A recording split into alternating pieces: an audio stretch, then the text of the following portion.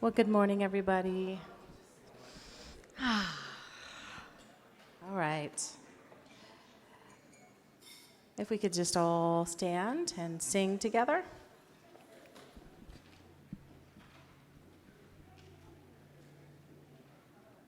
I've got peace like a river.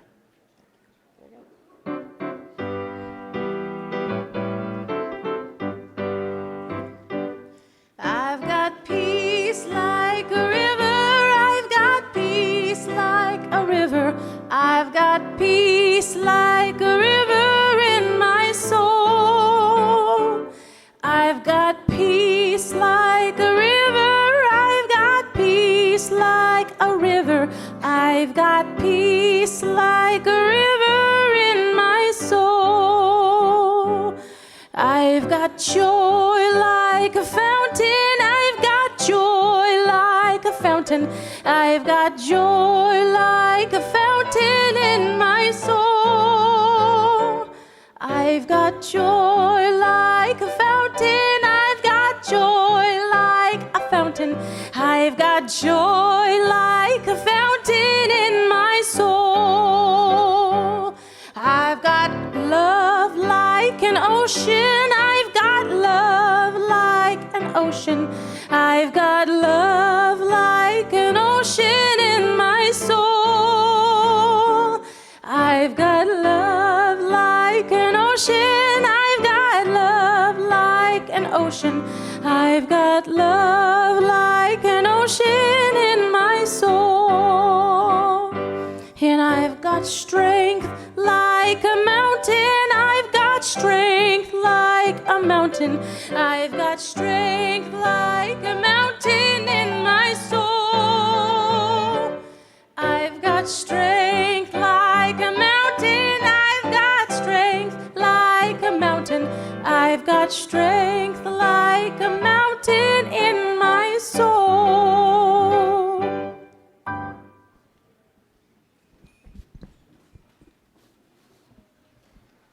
Good morning. Welcome to the Sorry. Good morning. I'm Lisa Conger. I'm the lay leader for this morning. Welcome to the Unitarian Universalist Church of Spokane. We're glad to have you with us. UUCS is a welcoming congregation, and we appreciate your unique background, beliefs, or lifestyle. If you're one of our longtime members or have been here for a short time, or if you're joining us today for the very first time, we're delighted to have you with us. We also appreciate those of you Zooming or streaming our services. It is our mission to join together to create a nourishing liberal religious home and to champion justice, diversity, and environmental stewardship in the wider world. Or in short, to create community, find meaning, and work for justice. We welcome all, including our special guest speaker, Reverend Craig Moro, speaking with us via Zoom from Oregon. Reverend Moro is a graduate of the University of Chicago and Starr King School for the Ministry. He has lived and studied in India, Singapore, Thailand, the Netherlands, and Japan. He has served churches in California, Illinois, and the Pacific Northwest, and is a founding member of the Tri-Cities Interfaith Alliance in Washington. He now lives in Portland, where he has recently been named Minister Emeritus after serving Y East UU congregation for 6 years. Please join me in welcoming Reverend Moro.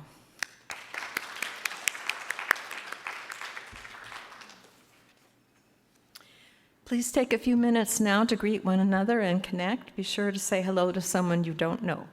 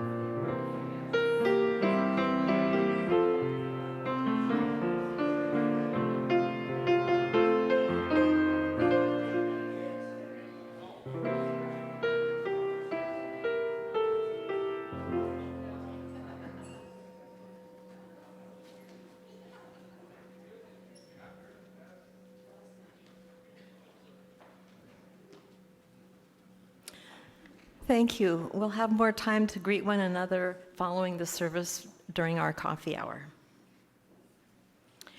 We now turn from our informal greeting of one another to formally begin our service by lighting our chalice, the symbol of Unitarian Universalism, the symbol of our unity and solidarity, of our openness and inclusion, of our community and individual uniqueness. May this small flame be our offering of warmth to those who are cold and alone, and a light to those in darkness. May it be a flame that ignites justice in our world and a beacon of hope to those in need, and may it reflect at least a spark of truth wherever truth has been lost. The sermon today is from a poem by Donald Hall, The Ox Cart Man. Our opening words for this Labor Day weekend are also from a poem, To Be of Use by Marge Piercy. The people I love the best jump into work head first, without dallying in the shallows, and swim off with sure strokes almost out of sight. They seem to become natives of that element, the black, sleek heads of seals bouncing like half-submerged balls. I love people who harness themselves, an ox to a heavy cart, who pull like water buffalo with massive patience, who strain in the mud and the muck to move things forward, who do what has to be done again and again. I want to be with people who submerge in the task, who go into the fields to harvest and work in a row and pass the bags along, who are not parlor generals and field deserters, but move in a common rhythm when the food must come in or the fire be put out. The work of the world is common as mud. Botched, it smears the hands, crumbles to dust. But the thing worth doing well done has a shape that satisfies, clean and evident. Greek amphoras for wine or oil, Hopi vases that held corn are put in museums, but you know they were made to be used. The pitcher cries for water to carry and a person for work that is real.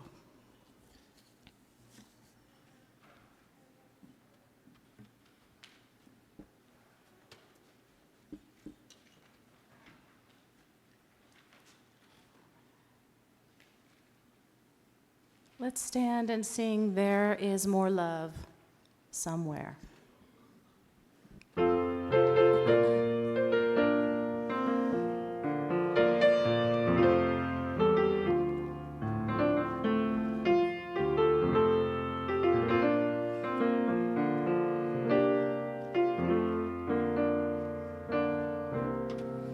There is more love somewhere. There is more love somewhere.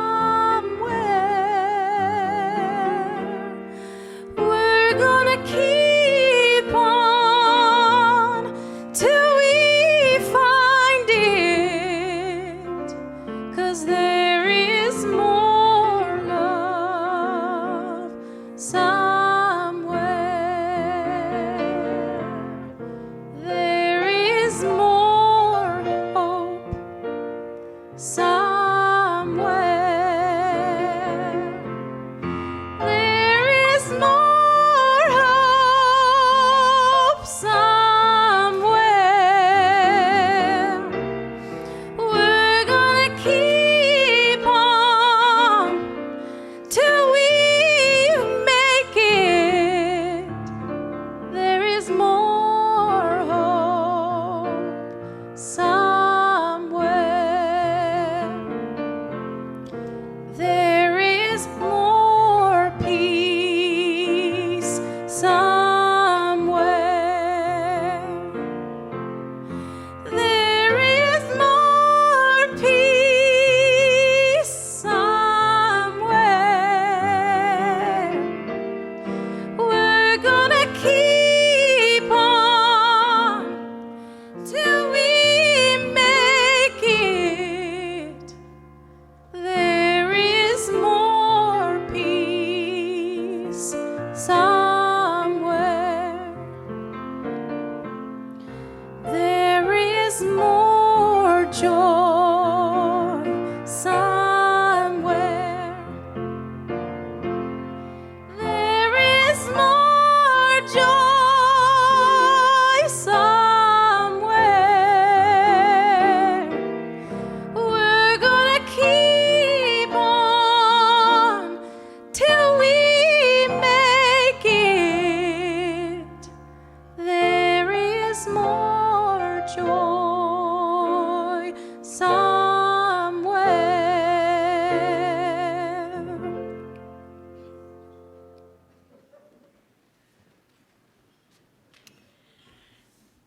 Each time we gather as a congregation, there are always those who are with us in our minds and hearts and who we want to wrap in our love and care. We kindle light this morning for all those suffering in the war between Russia and the Ukraine, for all those suffering in the volatile Middle East conflicts, especially those living in Gaza, for those living in apprehension of ICE agents seizing them without due process, for the homeless and unsheltered. Let us share a moment in silence, embracing others who are here in our hearts this morning. You are welcome to say their names aloud as you are willing.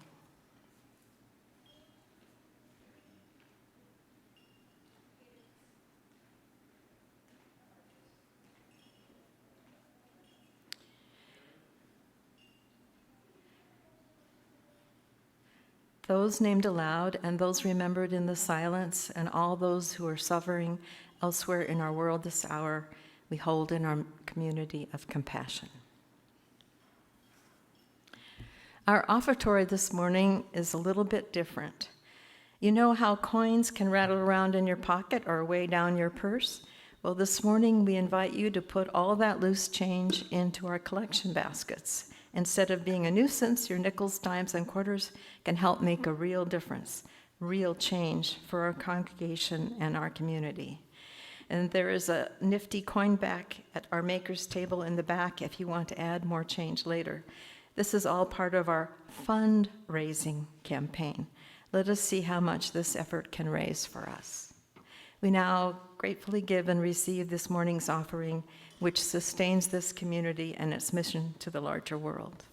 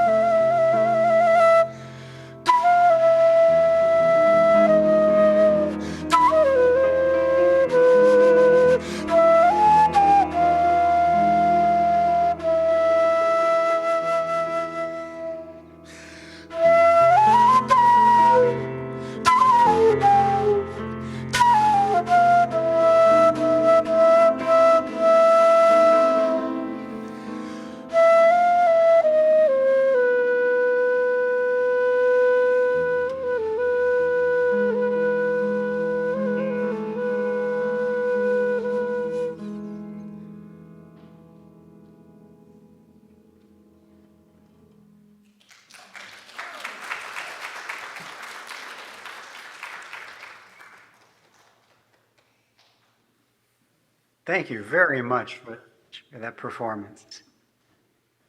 And let's see, we're getting a bit of an echo. I think Terry's going to fix that. There we go. Now I'm not hearing any sound. But if you're hearing me, that's okay. So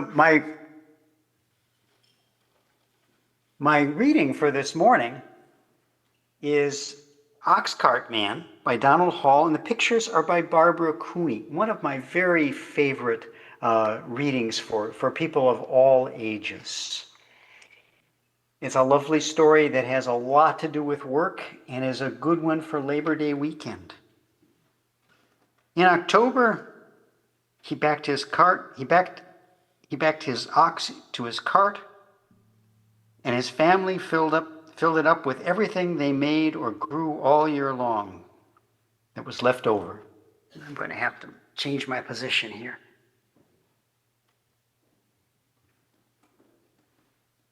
Take a look at these sheep, young people, and those who are young at heart. He packed a bag of wool he sheared from the sheep in April. He packed a shawl his wife wove on a loom from yarn spun at the spinning wheel from sheep sheared in April. He packed 5 pairs of mittens his daughter knit from yarn spun at the spinning wheel from sheep sheared in April. It's not April now, though. It's October, and he's packing up everything. He packed candles the family made. He packed linen made from the flax they grew. He packed shingles he split himself. He packed birch brooms his son carved with a borrowed kitchen knife. He packed potatoes they dug from their garden. But first, and this is very important, he counted out potatoes enough to eat all winter, and potatoes for seed next spring. He packed a barrel of apples, honey and honeycombs, turnips and cabbages, a wooden box of maple sugar from the maples they tapped in March when they boiled and boiled and boiled the sap away. He packed a bag of goose feathers that his children collected from the barnyard geese. When his cart was full, he waved goodbye to his wife, his daughter, and his son, and he walked at his ox's head 10 days, over hills, through valleys, by streams, past farms and villages. You see there's still some autumn leaves on the trees at this time, but 10 days is a long time in the fall. We see those changes happening. He walked until he came to Portsmouth and Portsmouth Market, and see the beautiful little alcoves they've created in Portsmouth so that people can come in and sell their goods. I'll bet you that the town itself provided that for people who came in to do that kind of work. Wonder how they paid for it. He sold the bag of wool. He sold the shawl his wife made. He sold 5 pairs of mittens. He sold candles and shingles. He sold birch brooms. He sold potatoes. He sold apples. He sold honey and honeycombs, turnips and cabbages. He sold maple sugar. He sold a bag of goose feathers. Then he sold the wooden box he carried the maple sugar in. And then he sold the barrel he carried the apples in. Then he sold the bag he carried the potatoes in. And then he sold his ox cart. Then he sold his ox and kissed him goodbye on the nose. What happens now? Then he sold his ox's yoke and harness. With his pockets full of coins, he walked through Portsmouth Market. He bought an iron kettle to hang over the fire in the kitchen. And for his daughter, he bought an embroidery needle that came from a boat in the harbor that had sailed all the way from England. And for his son, he bought a barlow knife for carving birch brooms with. And for the whole family, he bought 2 pounds of wintergreen peppermint candies. Then he walked home with the needle and the knife and the wintergreen peppermint candies tucked into the kettle on a stick over his shoulder. See, there's not so many leaves now on those trees. The stick over his shoulder was stuck through the kettle's handle, and the coins were still in his pockets. Past farms and villages, over hills, through valleys, by streams, until he came to his farm where his family was waiting for him. He saw how bare the trees look now, 20 days, long time in the fall. And his daughter took her needle and began stitching, and his son took his Barlow knife and started whittling, and they cooked dinner in their new kettle.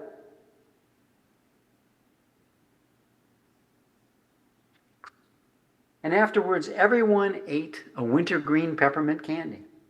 And that night, the ox cart man sat in front of his fire, stitching new harness for the young ox in the barn. See, that wasn't his only ox, the one he sold at market. And he carved a new yoke and sawed planks for a new cart and split shingles all winter. And I wanted to show you especially that picture of him carving the yoke. The thing he's sitting on is called a shave horse. I have one of those that I made. And what he's using to carve that yoke is a draw knife. This is mine. It's about 100 years old. My favorite tool. It's made of wonderful, beautiful steel. It's hard to find one made like this anymore.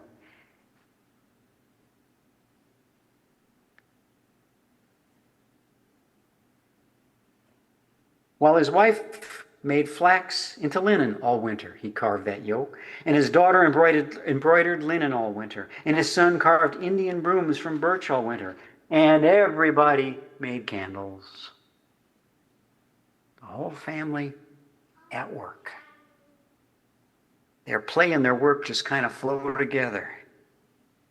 And in March, they tapped the sugar maple trees and boiled the sap down.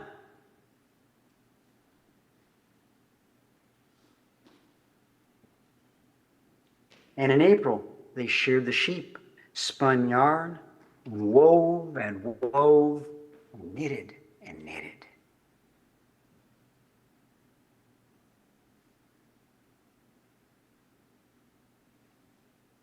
And in May, they planted potatoes, turnips, and cabbages, while apple blossoms bloomed and fell, while bees woke up and started making new honey.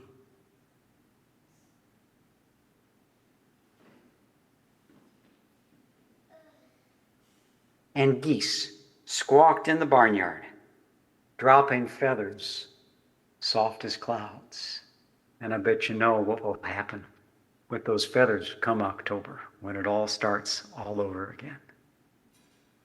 I hope you enjoyed the story. And I hope you enjoy this song, which they prepared especially at my request, and which I appreciate so much I can't tell you. It's not easy to learn a new song and do it well. But here you go. So we got a song here, actually, at the request of Reverend Moro, and then we'll let the kids have.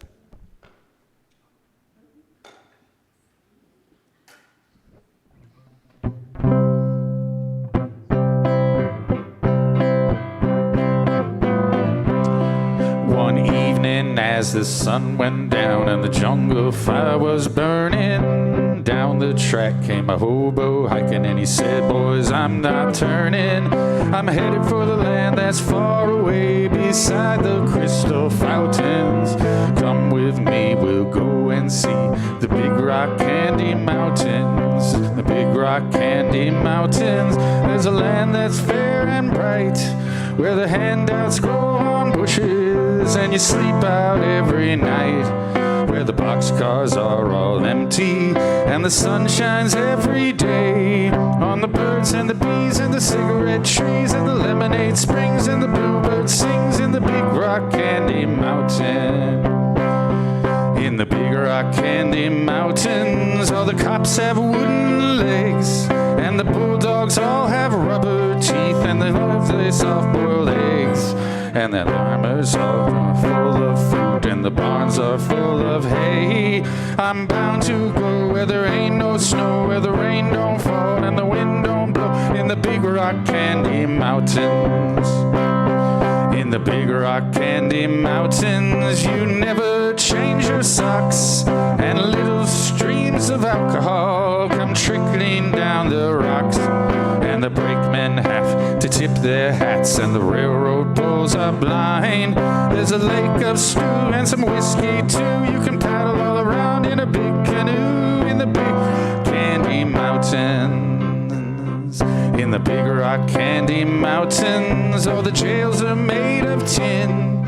You can walk right out as soon as you are in. And there ain't no short-handled shovels and taxes, saws, or picks. I'm gonna stay where you sleep all day, where they hung the jerk that invented work in the Big Rock Candy Mountains.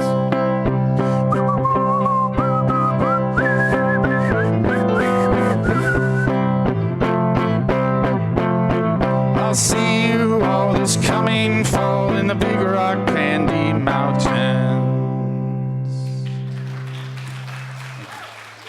And now we will sing the children out.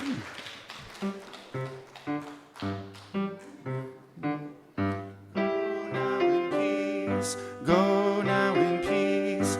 May the spirit of love surround you everywhere, everywhere you may go.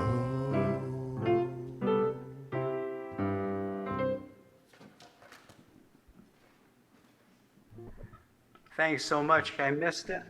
I messed up the order there. Oh, we got our echo again. Thank you. Okay.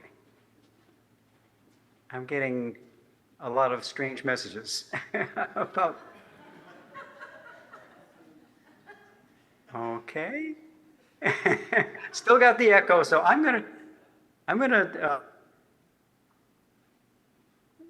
There we go. And I'm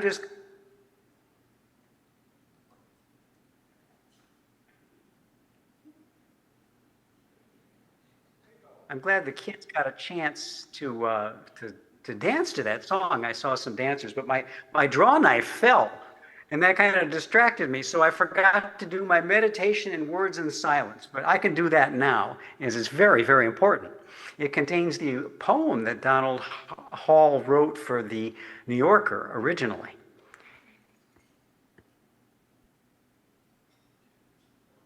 Whenever possible, I like to read two versions of the same story, a children's version and an adult version. Also, before I start, I've really got to thank everybody for the work that they put into making this happen. It's hard. Labor Day weekend, we should be taking a break and not having to work hard on stuff. Well, thank you so much for doing that. So here's the original Oxcart Man poem. In October of the year, he counts potatoes dug from the brown field, counting the seed, counting the seller's portion out, and bags the rest on the cart's floor. He packs wool sheared in April, honey and combs, linen, leather, tanned from deer hide, and vinegar in a barrel, hooped by hand at a forge's fire. He walks by his ox's head 10 days to Portsmouth Market and sells potatoes. And the bag that carried potatoes, flaxseed, birch brooms, maple sugar, goose feathers, yarn. When the cart is empty, he sells the cart. When the cart is sold, he sells the ox, harness and yoke, and walks home, his pockets heavy, with the year's coin for salt and taxes. You remember it was wintergreen candy in the book, but this is salt and taxes. And at home by fire's light in November cold, he stitches a new harness for next year's ox in the barn, and carves the yoke and saws planks for building the cart again. What a lovely portrait of work well done and a year well spent in healthy, productive labor. It's a perfect poem for Labor Day. Let's return to it soon and work our way inside more deeply.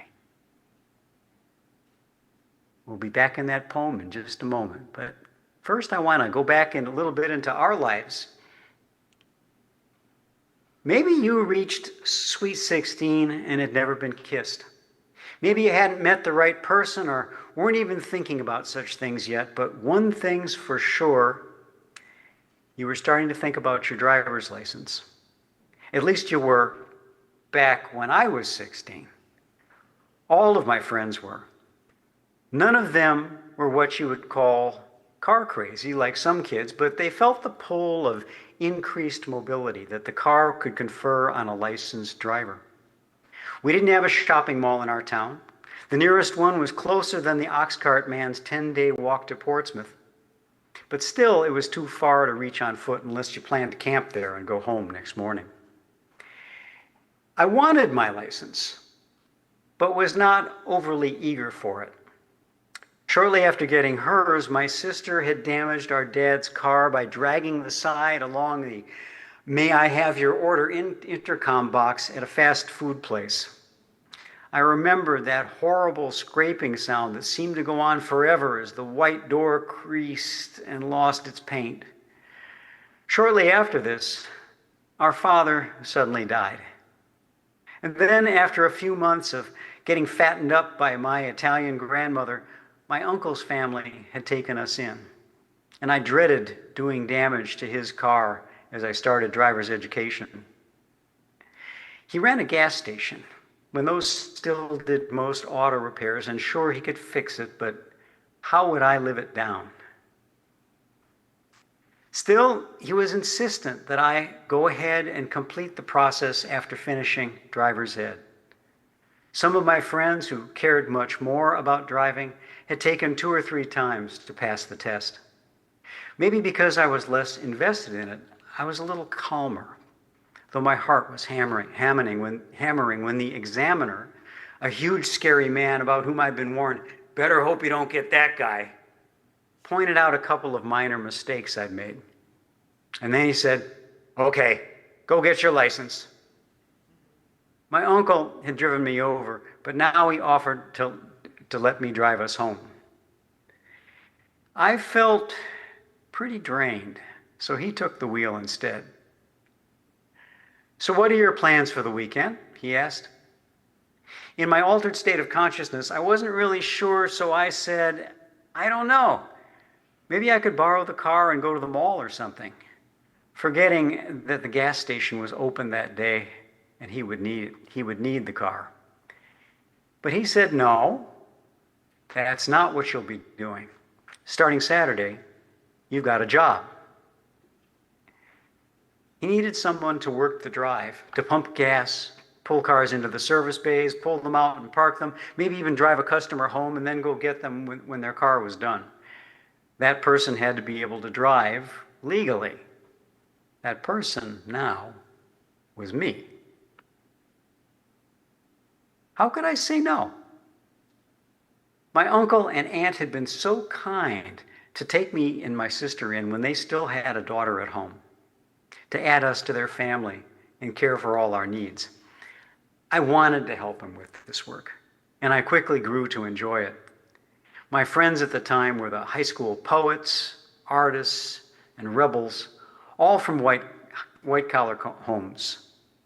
I acquired a certain cool that came with wearing my blue-collared gas station's shirt with the name Ron over the pocket.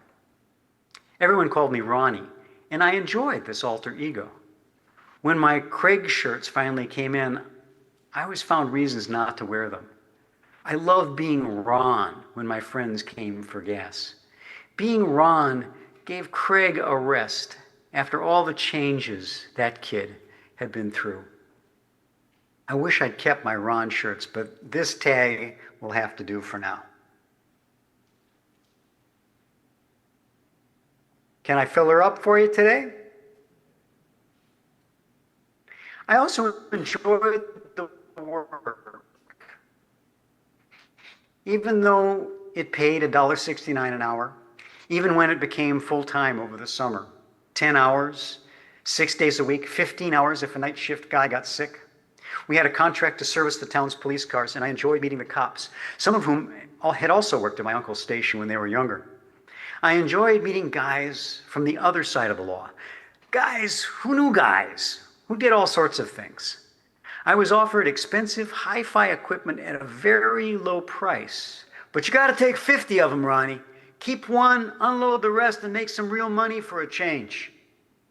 My well-bred suburban friends loved the stories, and I loved telling them. But most of all, I loved the way the work made me feel connected. I'd lived as a sort of a white-collar kid myself until I was 15. My dad had started out working in his father's barber shop, an immigrant from Italy, but then he became a lawyer. How could I have helped him with work like that, or even understood it? Same thing for my friends. So I felt like the lucky kid. I saw how helping my uncle helped the whole household, the economy, and the spirit of our home. For the broader community, we helped keep the police cars moving in pursuit of the outlaws, who also bought our gas and sometimes tried to sell us stuff they'd stolen. It all connected. Not quite like it does for the ox cart man and his family, but better than anything I'd known before. It's a feeling that's hard to come by. That's why the ox cart man's story makes me both happy and sad. My heart aches with longing at the perfect economy in the life of that family. They care for everything, yet they are attached to no one thing, just to their life together. Materials and animals are flowing through the household constantly. Grow the crops, make the goods, take them to market in the cart pulled by the ox, sell them, sell the cart, sell the ox, walk home and start the process all over again. Everyone contributing, everything coordinated. How could you say no to work like this? But how can you find such work these days? A few years back, I met an amazing guy named Carson who teaches bow making, this guy, to students from around the country and sells his handmade custom bows around the world. I was delighted to see how his kids played around his workshop, how they understood what Daddy does and could see how he does it, working at a shave horse just like the ox cart man's. One day, they just might do it too. Who knows? But this is something rare today, when work and home, adult and child, can seem so very disconnected.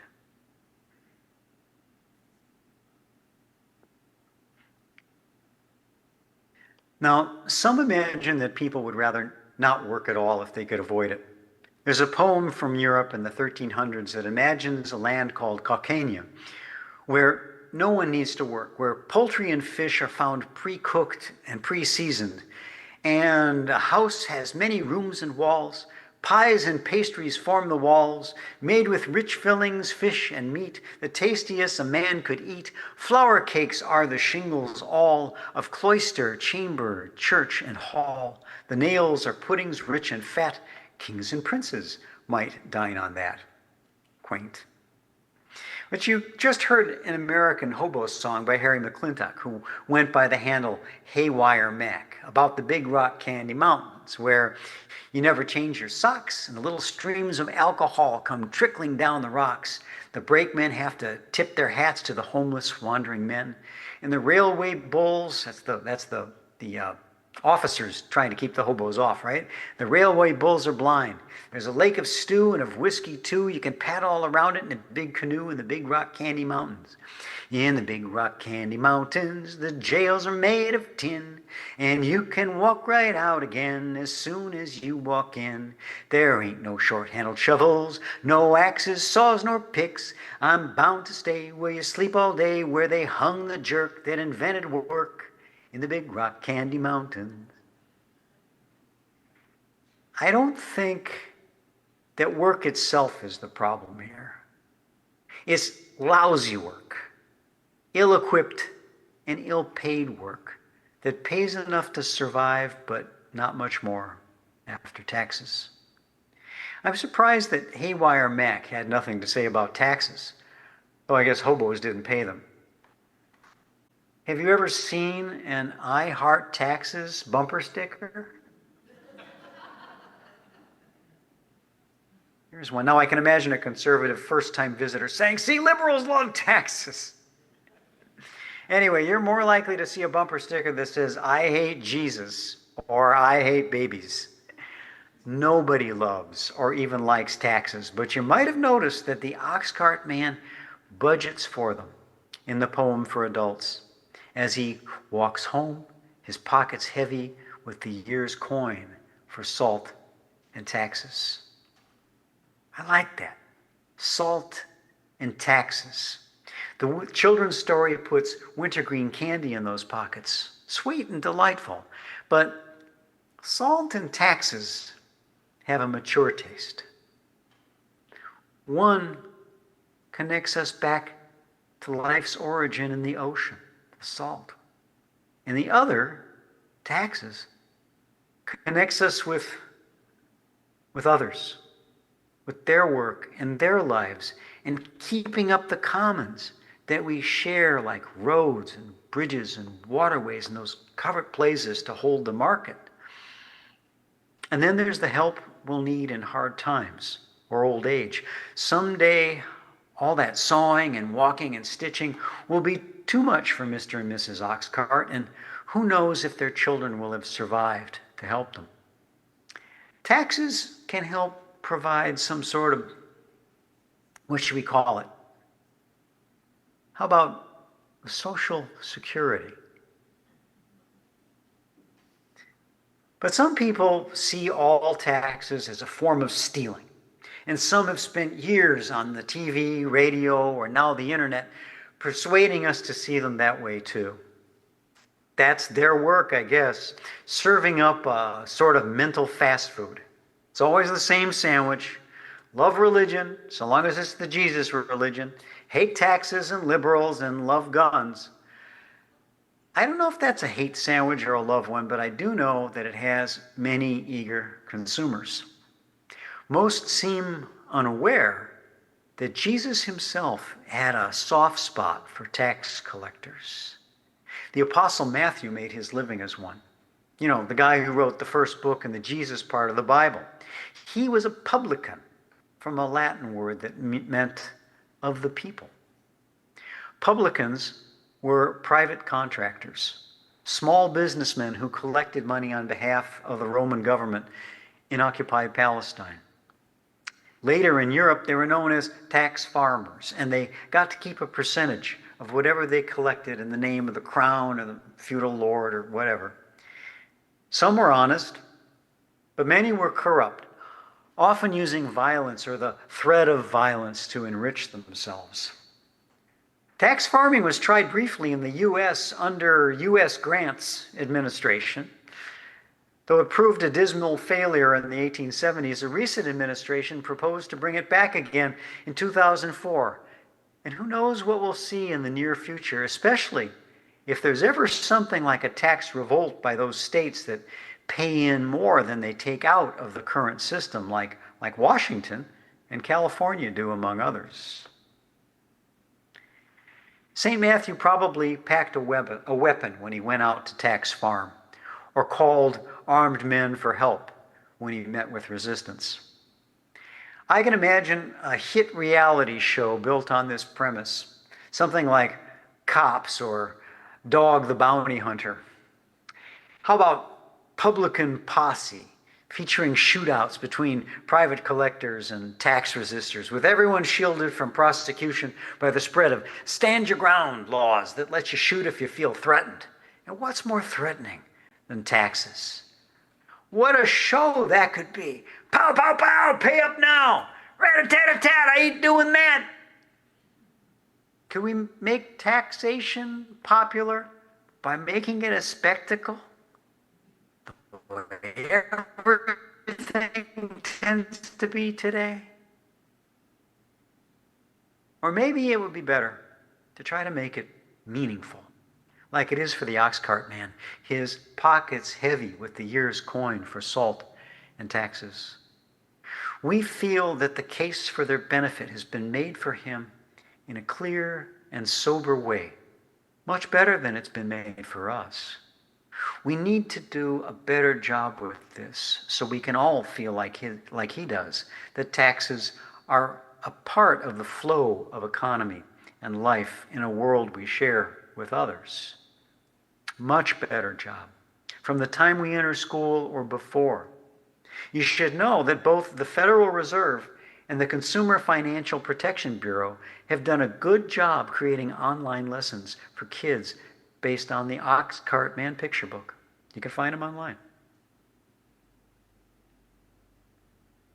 So to keep speaking of jobs, if Social Security gets gutted like so much else, and I have to go back to work until I die, I hope I can find work like the Ox Cart Man's. It doesn't sound easy, but it feels complete. Completely integrated from day to day, year to year, and person to person. I know that he's an imaginary figure, but he's a powerful one. Because there's something about his family's life that feels so possible. We may not know anyone quite like this family, but there's also something so familiar about them. We feel that life and work could be like this. Seems like it used to be, at least for some of us. Maybe it can be again for more of us in time, if we know that is what we really want from our jobs. So, how does your work feel to you? That's a good thing to think about on Labor Day weekend, with a day off work today and maybe one tomorrow too. Maybe I'd like to close your eyes and reflect. Does your work make you feel connected? Connected to the earth and its creatures, to life and to other people? Does this church community of ours have a kind of work that's all its own? Does the work of this community, your community, make you feel connected to other communities? Maybe your church helps you feel more like Ox Cart Man than you might have realized when you first heard the story. Why is that? Why would a church make you feel that way? It's because his work is holy. It's holy. There's a religious quality to everything about that industrious ox cart family. Their work may seem old-fashioned next to ours, but the work we do can have that same religious quality. You know what religion means, right? Obligation, bond, reverence. It's most likely from a Latin word, religare.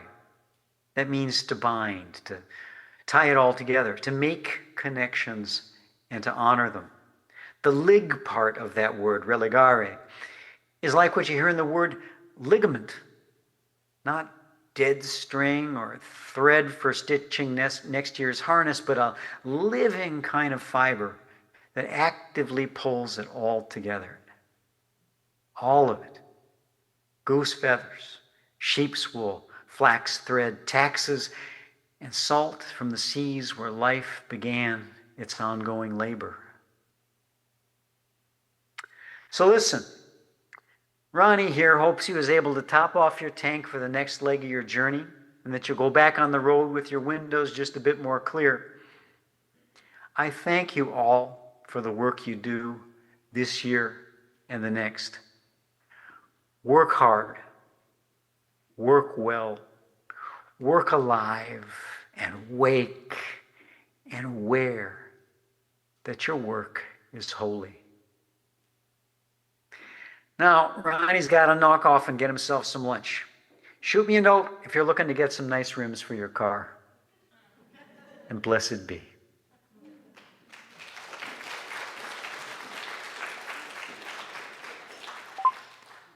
So good. Let's stand and sing Blue Boat Home.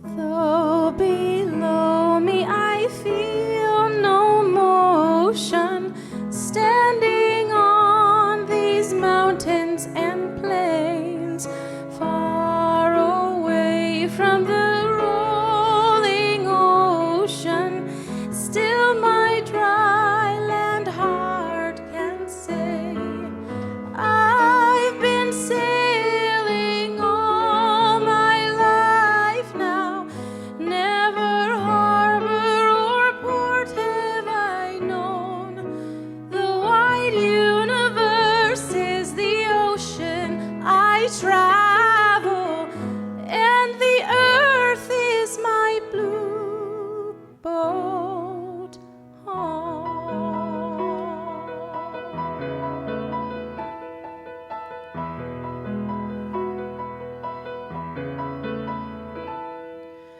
Sun, my sail, and moon, my rudder, as I ply the starry sea, leaning over the edge in wonder, casting questions into the deep, drifting here with my ship's companions,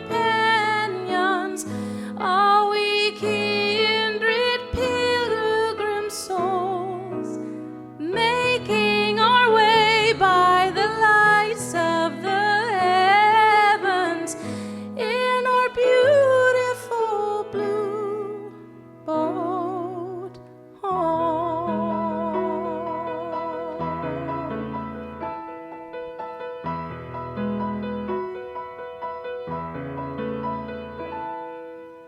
And I give thanks to the waves upholding me, hail the great winds urging me on, greet the infinite sea before me, singing. There we go. I've been born upon the fathoms, never harbor or port have I known. The wide universe is the ocean I travel, and the earth is my blue boat home.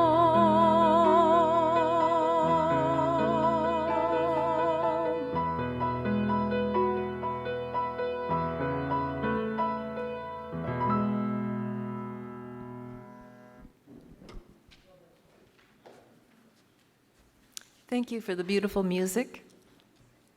And Todd, to you too. Our benediction today is a Hopi prayer. Hold on to what is good, even if it's a handful of earth. Hold on to what you believe, even if it's a tree that stands by itself. Hold on to what you must do, even if it's a long way from here. Hold on to your life, even if it's easier to let go. Hold on to my hand, even when I'm gone away from you. Amen, blessed be, salam alaikum, and shalom.